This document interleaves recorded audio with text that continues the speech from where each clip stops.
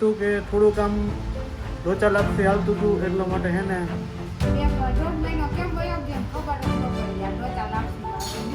અને સોમભાઈને કાનમાં બતાવવા માટે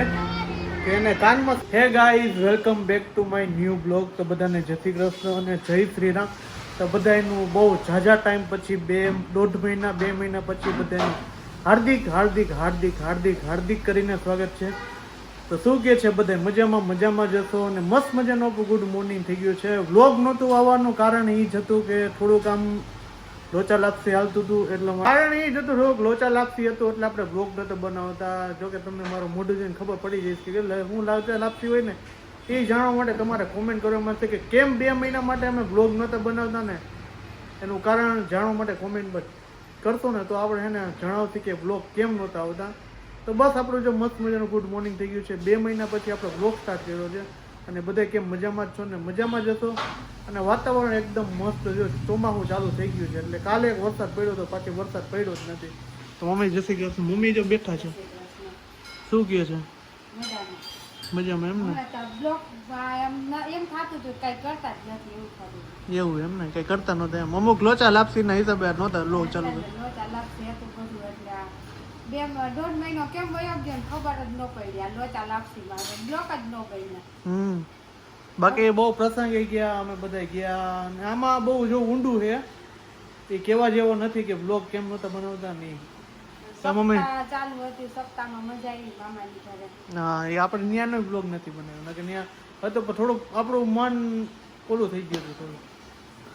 તો શું કહે છે નવીનમાં આજનો સુવિચાર કહી દે હાલો આપણે જૂની રૂઢી આવી જાવ. લાખ ડિગ્રી તમારી પાસે હોય પણ મા બાપની આંખમાં છલકાતા આંસુ એ વાંચનારને આવડે તો જ એ સાહેબ મનને અબળખો રીએ. મને આમાં હકીકતમાં કઈ સમજાણું જ નહીં. હા મેં આટલું મમ્મી મોબાઈલમાં જ જોઈ જોઈને તો સારું હાલો આપણે સિરાવી લઈ. સોમભાઈ બી ટ્યુશનમાં જવા માંડ્યા છે. હા સોમ હે જય મહાકાલ. જય મહાકાલ જો મહાકાલનું એના મામા લેવા ટ્યુન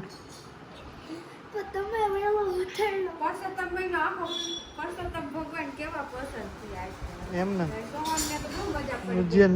મામાને ઘરે રોકાવાનું વેકેશન કરવાનું નો વેકેશન હોય તો જવાનું હા તો સારું ભાઈ જો અત્યારે ક્રિયાબેન તમે નાટક જોજો ક્યાં જો તો ભાઈ અત્યારના છોકરા છે ને કઈ કઈ ન હોય કઈ જોઈ લે આમ બે મોબાઈલ જો આ મારી ઠંડુડી શું કલર હે જાઉં જો મોબાઈલ લઈ લે મૂકી દે એવું મારી ઓલો ભાઈ જો મારે સ્કૂલેથી આવે ને ડાયરેક્ટ શું કરે છે મોબાઈલમાં જ નગર ધંધો મોબાઈલમાં જ એટલે આવું છે બધું. મમ્મી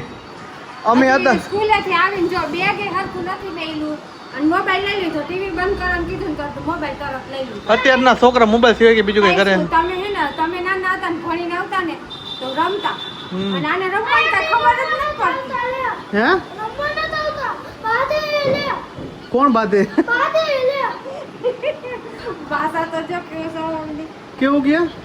કેવું બેન હા તે સારું જો આપણે જાય છીએ અત્યારે દવાખાને સોમભાઈને કાનમાં બતાવવા માટે કે એને કાનમાં છે ને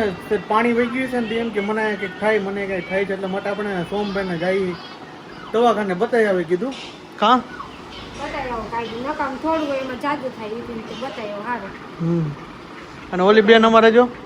એની તો વાત જ બીજી છે તોફાની એ હવારે સ્કૂલે જાય બપોરે નીંદર કરે અને કાઈ ઠેકડા મારે એટલે ઠેકડા મારે ને બોલતા શીખી ગયે તો એવી વાત જ પૂછો વાતું કરે આપણે વારો જ નથી આવવા દે. हमारा वारा नहीं आता है कूले ऐसा करती है સ્કૂલે જાવું છે ને આઈસ્ક્રીમ ખાવી છે ને રસોડા છે खावी आइसक्रीम खावी है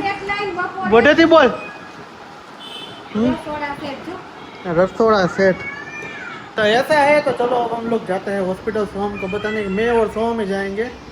तो कोई नहीं आएगा साथ में. तो चाहते हैं आके बाद में हम बताते हैं कि क्या हुआ सोम भाई के कान में ऐसा जाते हैं दोनों बाप दीकरो से ना. ये डिंगली को मम्मी रखेगी नहीं ना मम्मी. चलो जाते हैं वहाँ पे सोम को कान में बताएंगे. ફાઇનલી તો જો આપણે છે ને હોસ્પિટલે આવી ગયા છે ને આપણે એને વરસાણી સાહેબને બતાવ્યું છે આ નથી નામ કાંઈ તો આપણે વરસાણી સાહેબને કાન બતાવી દઈએ અને સોહમભાઈ શું કહેશું સોહમભાઈ હે શું પરાક્રમ એમને પરાક્રમ શું કહેતા હતા કાનમાં ઓપરેશન અહીંયા જ કરાવ્યું હતું તો ફાઇનલી તો આપણે આવી ગયા છીએ હોસ્પિટલ હજી બહુ જાજુ વેઇટિંગ છે અહીંયા સાહેબ આવ્યા નથી અને સાહેબ આવશે પછી વાળો આવશે લગભગ ઓછામાં ઓછા 7-8 અહીંયા વાગી જ જાય એટલું વેઇટિંગ છે અહીંયા કારણ કે આ સાહેબ આપને ઓળખે હોત સાહેબ જોવે પછી આપને ખબર પડશે કે શું સોહમભાઈને કાનમાં થયું છે દૂરબીનથી ચેક કરશે એટલે પછી ખબર પડશે કે સોહમભાઈને કાનમાં શું પ્રોબ્લેમ આવ્યો ફાઇનલી તો જે આપણે સોહમભાઈને બતાવી દીધા અને સોહમભાઈના કાનનું બતાવી દીધા ને સોહમભાઈ કાંડ કરી નાખ્યો હતો કાંડ એવો કર્યો હતો કે ધૂળેટીનો કલર એને હજી નાખ્યો હતો ને અમને એમ કે લોહી આવે મને એમ હતું તો બતાવ્યું ત્યારે ખબર પડી કે આનું આને અઘરું નોટ કરી નાખી સાહેબ કે આમાં કાંઈ વાંધો નથી ખાલી એક ખોજો આવી ગયો છે અને કાનમાં ખાલી ધૂળેટીનું કલર ગુલાબી કલર હા નાખી દીધો હતો રેમ આવી છે ને નાખી દીધો રીતે તો અત્યારે અમે જાય છીએ ઘરે અથવા બહાર જઈએ કે નથી તો અત્યારે હવે મારા મામાનો ફોન આવ્યો ને એટલા માટે જોઈએ હવે ક્યાં જાય ને નથી તો બાપ દીકરો બે ભાગી જાય હમણાં મામાના ઘરે તો લગભગ ઘરે જાય તો જો આપણે એને મામાના ઘરે આવી ગયા મામી એને મસ્ત મજાનું જમવાનું બનાવી નાખ્યું આપણા માટે અને હું ને સોહમ બે આવી ગયા મમ્મી પપ્પા આવે અને ફ્રીવા સાથે આવે અને જો આ પૂરી બનાવીને ગઈ આ બેન બેઠી છે પૂરી બનાવે છે આ મામી છે અને આ બેન છે આ બધા જો બનાવે છે પૂરી હું બનાવ્યું એ કહી દઈએ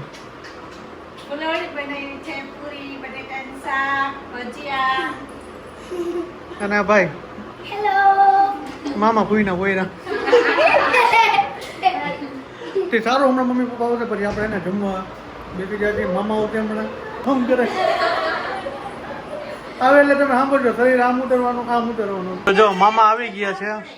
અને મામેરિયાની પપ્પાએ રજો લર્ક કરેલા છે સાંભળજો તમે બાજુ નહીં ખાલી અને મામાએ સ્પેશિયલ ભજીયાના કારીગર એટલે ભજીયા અને પાછો વરસાદ પહેલો એટલે મેળ પડી ગયો ને બધું ભજીયા ઉતારવાની એ મામાની સ્ટાઇલ જ કઈક અલગ છે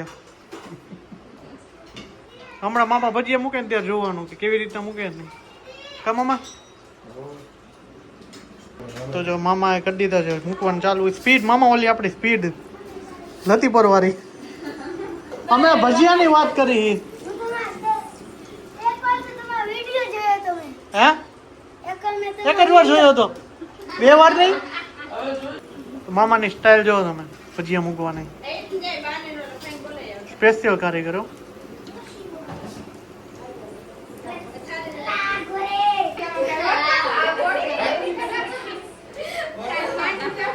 પેલા નક્કી કરી લ્યો કોણ મોટું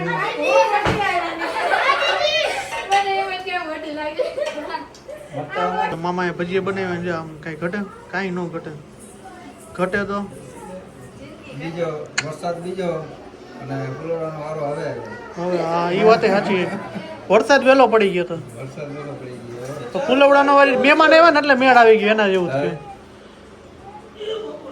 આપણે ભજીયા કરીને હવે ને જમવા બેસી ગયા છીએ જમવામાં જો શ્રીખંડ બટેકાનું શાક ચટણી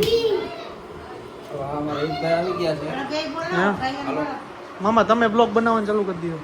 આને શીખડાવી દો હે તું કઈક બોલ તો આવશે હે